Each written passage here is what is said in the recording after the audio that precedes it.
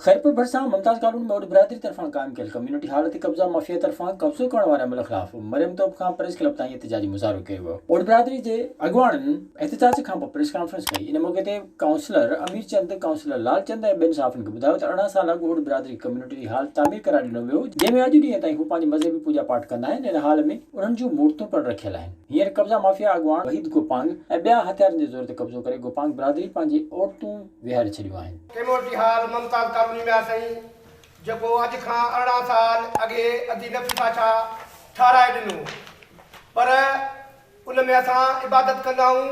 असांजे उन में मूर्तियूं इहे हो जेके हूंदियूं आहिनि मंदर में हिंदू बिरादरीअ जूं उहे उते मौजूदु हुयूं, पर अफ़सोस आहे त 18 सालनि खां पोइ कुझु छरपसंद गोपांग आहिनि जेके उन्हनि कल्ह कब्ज़ो कयो आहे, सामान असांजो कढी ॿाहिरि उछलियो आहे ऐं पाण उन ते अंदरि कब्ज़ो करे लेडीज़ समेत वेही रहिया आहिनि।